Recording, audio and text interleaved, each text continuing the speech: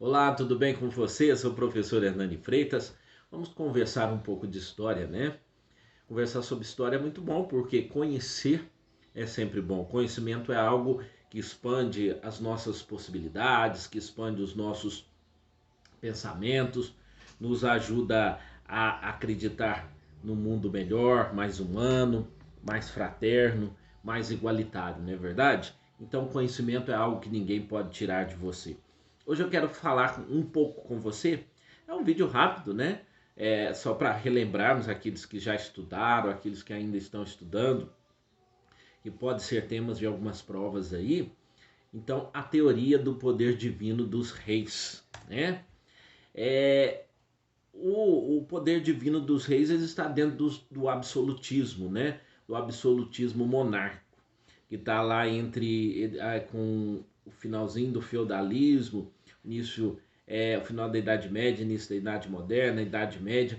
Então, o feudalismo, quer dizer, o absolutismo ele se expande com o poder nas mãos do rei, com o Estado forte, né? Com o Estado forte. Os monarcas absolutistas, ou seja, os reis, eles exerciam sua autoridade sobre todos os homens, né? E em muitos casos eles atuavam contra os interesses de diversos grupos sociais. Eles governavam por decretos, muitas vezes sem constituições, sem consultar a grande maioria da população, né? Além de controlar a nobreza, influenciar os rumos econômicos, do país, do reino, né? Da sua nação. Só a título de curiosidade, a título de informação, o Reino de Portugal foi o primeiro país constituído em termos de Estado, né? E também é um país absolutista. Nós sabemos muito bem disso, né? Os reis, eles contaram com a divulgação de ideias, né?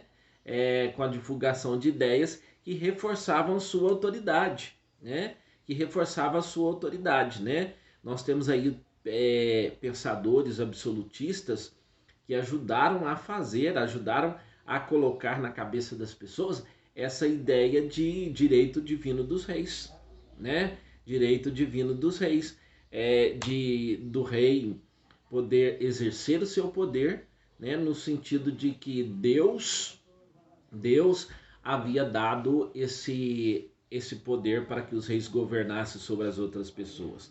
Então o rei, ele acaba sendo um enviado de Deus, acaba sendo um grande enviado de Deus, né?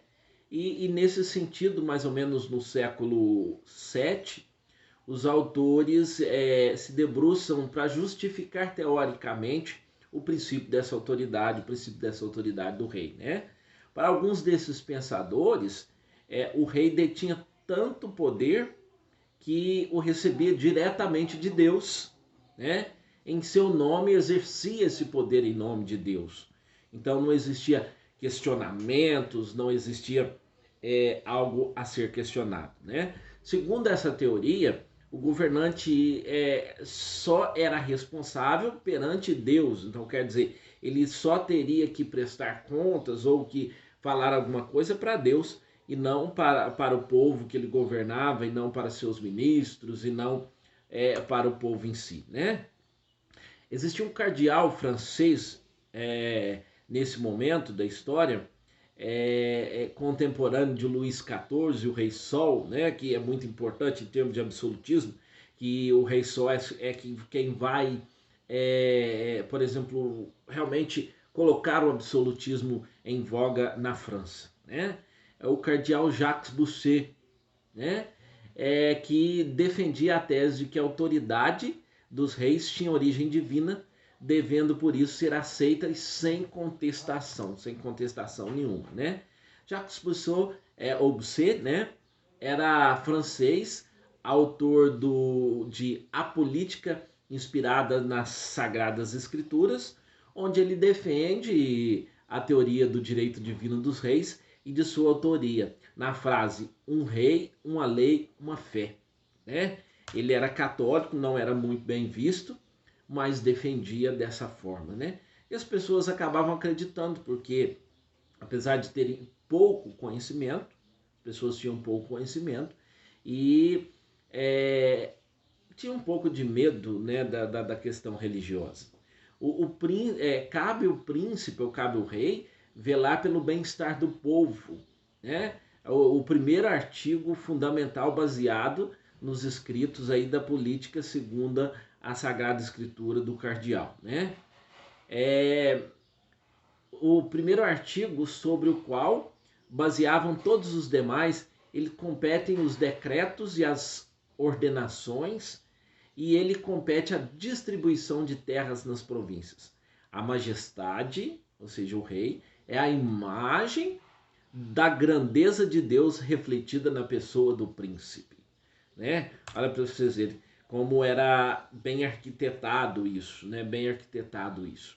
O Estado e o príncipe. O Estado, o príncipe, no entanto, não é considerado como um homem particular, né? É um personagem bíblico. Todo o Estado está nele, né? Todo o Estado está no rei. E a vontade de todo o povo está contida na própria vontade do rei. Então eles entrelaçavam, né, de acordo com o que eles queriam, de acordo com o que eles queriam, né? O absolutismo foi importante, de certa forma, para a riqueza, para a criação, né, para o aumento da riqueza de determinados países, principalmente dos reinos europeus, né? Eles foram muito importantes para o crescimento da burguesia, porque confiando, né, tendo a pessoa do rei uma pessoa apenas, era muito mais fácil do que naquele momento do feudalismo em que eles tinham que dever obrigação a vários senhores ao mesmo tempo. Então, com essa centralização na pessoa do rei, isso fica mais fácil, né? E o rei era a perfeição e virtude está contido na pessoa do príncipe, na pessoa do rei, com a grandeza de um só homem que pode assumir um poder. Imagine só, com todo o crescimento que nós tivemos até hoje, imagina só o poder nas mãos somente de uma pessoa. Até você chegar a tomar as decisões todas, até tomar todas essas decisões, fica muito complicado, né? Na verdade, os reis têm os ministros, os reis fazem o conchavo com a burguesia, porque o rei pensa o seguinte, pô, a burguesia está crescendo, a burguesia está adquirindo riqueza, então ou ela tem que ficar a meu favor, ou ela tem que me ajudar, né? Então, de repente, esse poder, o rei vai fazendo esses conchavos para poder realmente governar. Aí dizer que o rei era 100% poder, também não era tanto assim, porque ele precisava de outras pessoas para ajudar a governar. Mas geralmente as decisões, a última palavra, a última decisão era do rei absolutista, né?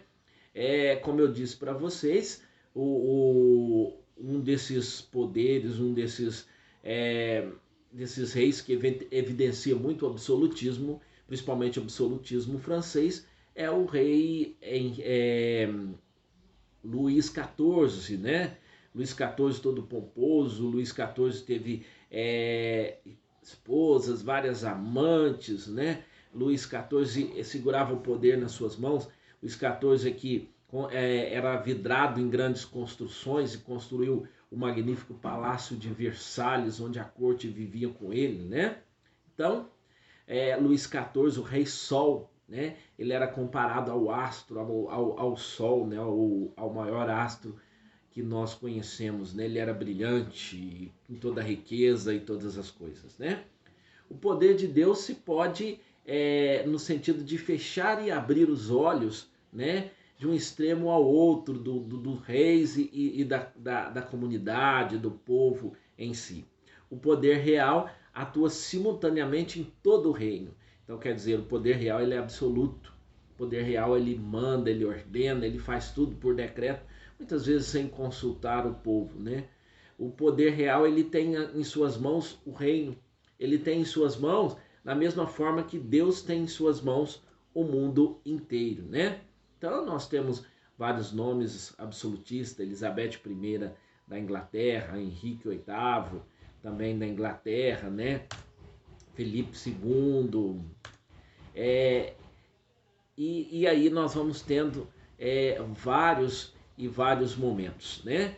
Então é importante que você estude, que você pesquise, ou que você veja sobre o absolutismo, pois o absolutismo era uma grande concentração de poder nas mãos do rei e vai te ajudar a responder algumas questões das provas, algumas questões do Enem e de muitas outras coisas, tá bom? Espero que tenha te ajudado um pouquinho, que tenha te esclarecido as dúvidas, mas a melhor forma de estudar, é pesquisar, né? É buscar conhecimento, a leitura, é ler bastante, né? É ler bastante e buscar o conhecimento. Não dá para obter conhecimento da noite para o dia. Então, o conhecimento é uma construção que vai acontecendo todos os dias.